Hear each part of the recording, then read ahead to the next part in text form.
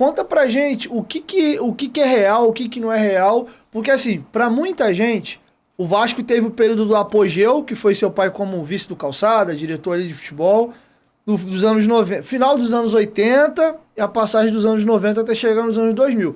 E a derrocada começa com o rompimento com o Nations Bank e se acelera e se acentua com a briga com a Globo. A leitura que o grande público faz é essa.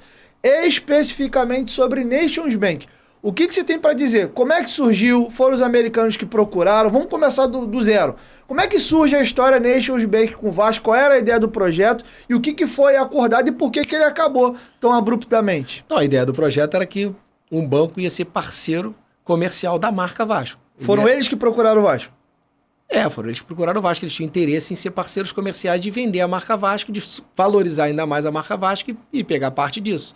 Ele comprou lá 50% da marca e ele ia fazer com que a marca valorizasse mais, fazia uma ingestão de capital inicial grande para a marca valorizar e eles começaram a ganhar dinheiro em cima disso.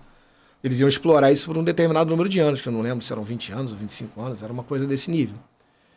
E foi-se feito toda uma ingestão de capital ali, como tinha projeto que era, você tinha que gastar determinado valor com esportes olímpicos, visando a Olimpíada, visando botar um maior número de atletas possíveis na Olimpíada, para você expandir a marca para outros esportes, para você difundir a marca em outras áreas, a não ser o futebol. Tinha verba carimbada para futebol, teve verba carimbada para reforço, que foi no caso da contratação do Edmundo de volta. Então ali era um processo de fortalecimento da marca para valorizar a marca e eles conseguirem mais dinheiro.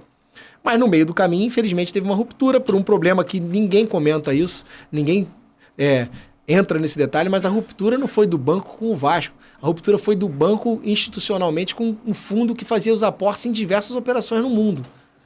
A ruptura não foi somente com o Vasco. Teve um problema interno no banco de alguma questão lá que não é muito clara até hoje, porque o banco também fez questão de deixar isso internamente para também não desvalorizar as ações do banco. Lá tem todas umas coisas de se expusessem todo aquele problema, as ações do banco iam desvalorizar muito, mas foi um problema do banco com as operações que o banco tinha no mundo. Aí o banco rompeu com o Vasco. Tanto é que o banco compra uma marca por 20 e poucos anos, ele paga e ele vai embora e não fica com esse produto. Porque ele tinha que ir embora porque a operação não era mais viável em termos de segurança institucional para eles lá. Teve algum problema lá que eu não sei detalhes, ninguém sabe. Mas o banco abandonou. Tanto que... E aí, quando o banco abandona, aí você tem uma ruptura imediata ali, aí tem alguns compromissos que já estavam sendo assumidos, que aí gerou um problema de um passivo. Mas não... até uma vez eu ouvi você falar que o projeto olímpico quebrou com o Vasco. Isso aí pode ter causado prejuízo ao Vasco. Mas se você pegar a evolução da dívida do Vasco, não bate essas informações. Porque se o Vasco, se você for pegar, o Vasco foi assumido pelo Calçada em 1983, tinha uma dívida de 70 milhões. Passou para o Eurico em 2001 com 150 milhões. E em 2008 o Vasco foi entregue com uma dívida de 200 milhões.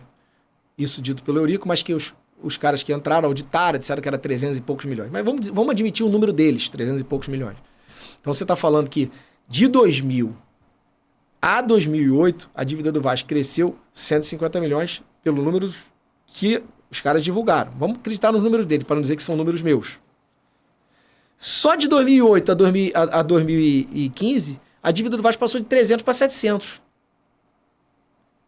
Então, você justificar que o aumento da dívida está naqueles 150 milhões do Projeto Olímpico, que não é só o Projeto Olímpico, você tem tem o torniquete da Globo, que provocou todas as outras dívidas com o atleta, tem todas as outras questões.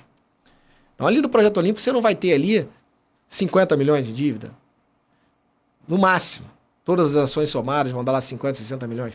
Só do time do Vasco de 2011 dá muito mais que isso. Então, tem coisas que são muito mais importantes historicamente do que o Projeto Olímpico. Jogar toda a responsabilidade nesse Projeto Olímpico é muito agressivo. Lógico, aumentou a dívida, mas não foi ele determinante.